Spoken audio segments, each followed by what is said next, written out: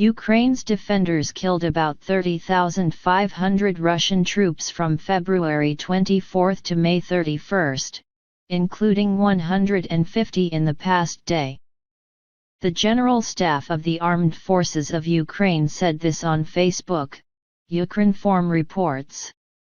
The Ukrainian Armed Forces also destroyed 1,358, plus 9, tanks, 3,302, plus 20, armored fighting vehicles, 649, plus 6, artillery pieces, 207, plus 2, MLR systems, 93, plus 0, air defense systems, 208, plus 1, warplanes, 174, plus 0, helicopters, 515, plus 8, operational and tactical level UAVs, 120, plus 2, cruise missiles, 13, plus 0, warships/cutters, 2,275, plus 11, other vehicles and tanker trucks, and 48, plus 0, pieces of special equipment. The enemy suffered the greatest losses over the past day in the Kryvyi and Zaporizhzhia directions, the General Staff said. President Zelensky: there can be no compromises at the expense of Ukraine's sovereignty. Sanctions against Russia must be as effective as to make the Russian side begin to seek peace, and there can be no compromise at the expense of Ukraine's territorial integrity and sovereignty. The relevant statement was made by Ukrainian President Volodymyr Zelensky in his video address to the European Council, an Ukrinform correspondent reports.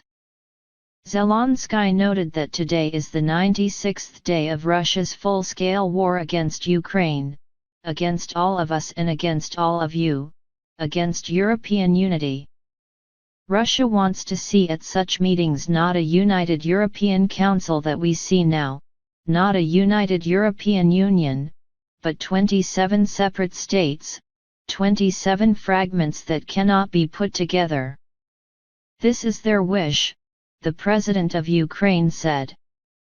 In his words, this policy of the aggressor is consistent, and there is no delay in it. Unlike Europe, Russia does not need to hold such summits and seek compromises for weeks. By the way, I want to thank you for talking about these compromises, for striving to find help and support for Ukraine. So, they are not ready to compromise, choosing what to do to achieve their goals, Zelensky noted.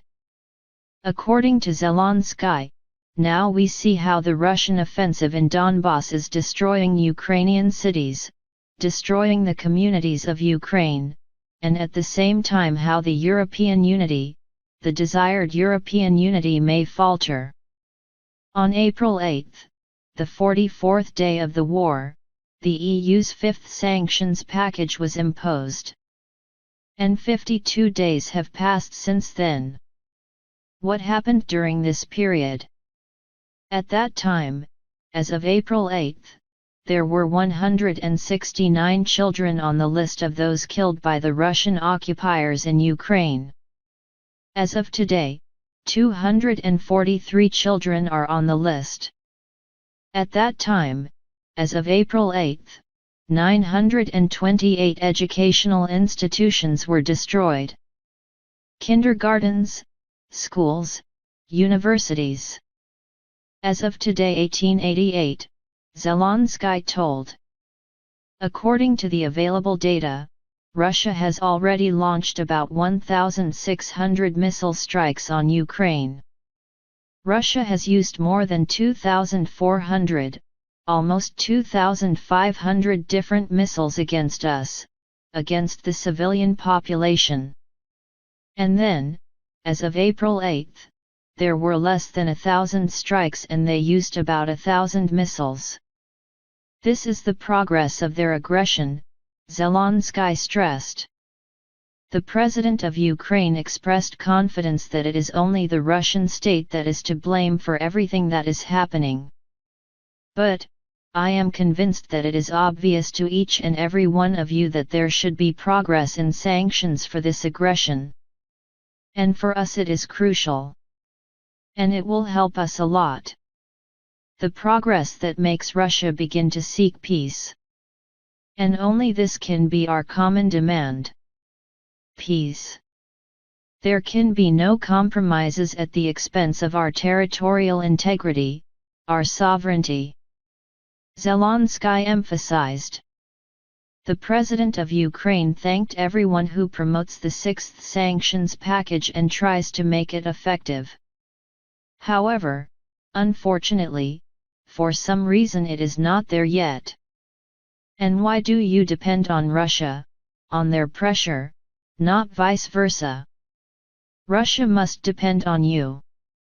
Why can Russia still earn almost €1 billion a day by selling energy resources? Why are banks of a terrorist state still working with Europe and the global financial system? Serious questions. And why are Russian propaganda channels still active in the European Union? This is an information weapon of the Russian Federation. Why are Russian civil servants who support the war and judges who openly support repression still not under sanctions? Zelensky noted. In his words, each of these important questions is not just about sanctions packages or the war in Ukraine but about Europe itself. A reminder that a two-day special meeting of the European Council started in Brussels on May 30, 2022. The European Council will discuss further political, financial, and humanitarian support for Ukraine in the war unleashed by Russia, as well as energy and global food security challenges related to this war.